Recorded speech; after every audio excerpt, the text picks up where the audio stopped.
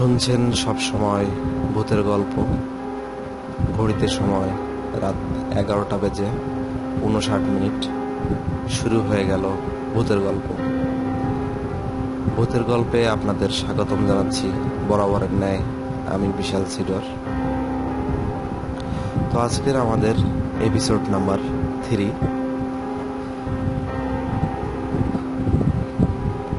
তো আমরা সরাসরি ঘটনায় চলে যাই। একটি ছেলে, সে শহরে থাকত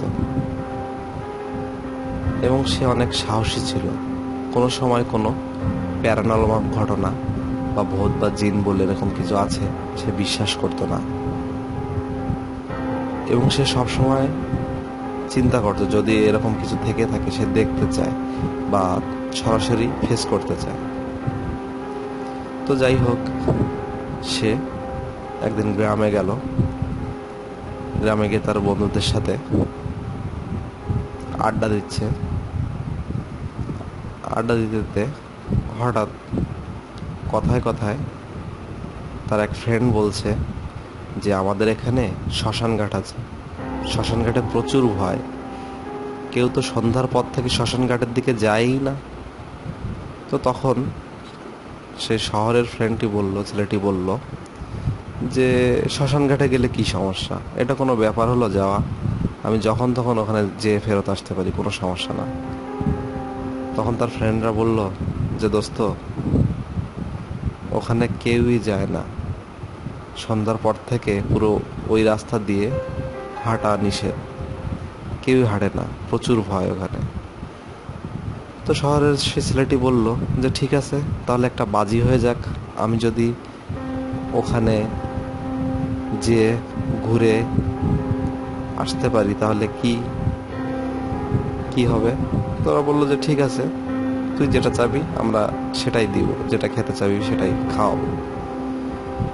তো ঠিক আছে, তারা বাজি ধরলো।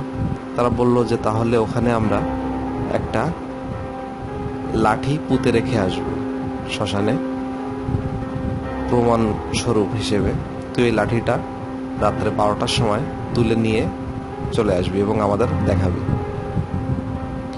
তো কথা মতো তারা কাজ করলো। একদিন অমাবস্যা পূর্ণিমা রাতে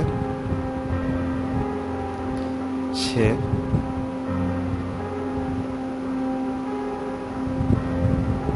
যাওয়ার জন্য প্রস্তুত এবং তার ফ্রেন্ডরা অলরেডি আগে শ্মশান ঘাটে একটা লাঠি পুঁতে রেখে আসছে।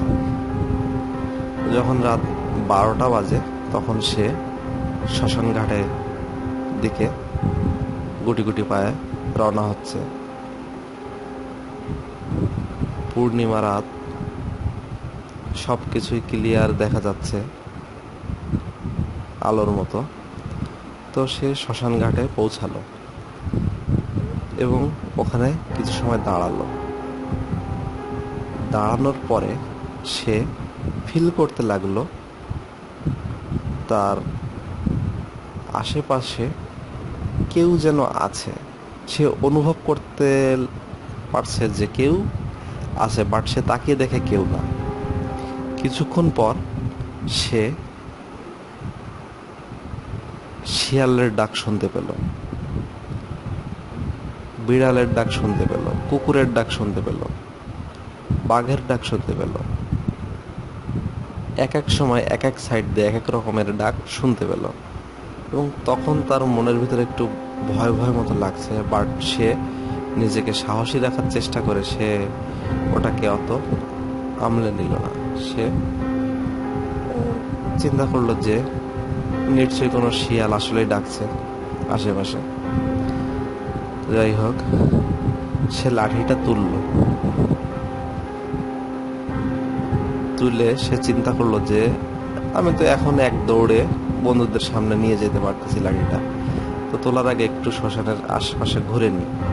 সে শ্মশানের আশপাশ দিয়ে ঘুরছে। তখন এক এক সাইড দিয়ে আওয়াজ আসছে যে আমাকে খেতে দাও, আমাকে খেতে দাও। কিছুক্ষণ পর সে আবার শুনতে পাচ্ছে যে একজন প্রচুর পরিমাণে কান্নাকাটি করছে। কিছুক্ষণ পর সে আবার অন্য সাইড দিয়ে শুনতে পেল যে কেউ একজন হাসছে। সে এইগুলা শুনে এবার ভয় পেয়ে গেল। সে চিন্তা করলো আর বেশি সময় দেরি করা যাবে না, এখনই আমাকে লাঠি নিয়ে দৌড়াতে হবে। সে যখন দৌড়াতে গেল তখন শ্মশানে যে কাঠ থাকে, পোড়া কাঠ, সেই পোড়া কাঠে তার লুঙ্গিটা বেঁধে গেল এবং বেঁধে যাওয়ার পরে বরাবরই লুঙ্গিটা টান পড়ল এবং সে মনে করলো নিশ্চয়ই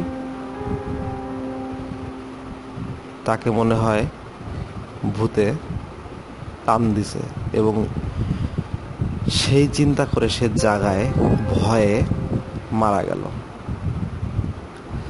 তার ফ্রেন্ডরা দেখছে কি ব্যাপার, ফ্রেন্ড এখন আসে না, কি করা যায়।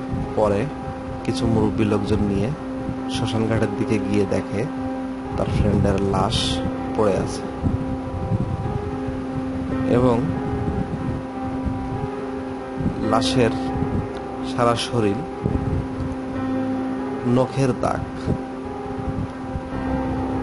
নখ দিয়ে আঁচড়ালে যেমন হয়, তার বুকে, পিঠে, চোহালে সব জায়গায় নখের দাগ এবং রক্ত বেরোচ্ছে সেখান থেকে।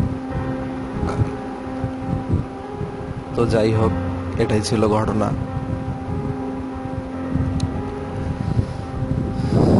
শুনছেন ভূতের গল্প।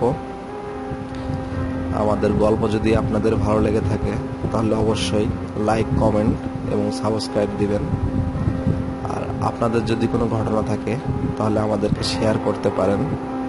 আমরা নেক্সট এপিসোডে সে ঘটনাটি আপনাদেরকে শোনাবো। তো আমাদেরকে যেভাবে শেয়ার করবেন, আমাদের মেইল করবেন। আমাদের মেইল অ্যাড্রেসটি হচ্ছে ANUPOMROI007@gmail.com। তো আমরা সরাসরি নেক্সট ঘটনায় চলে যাই।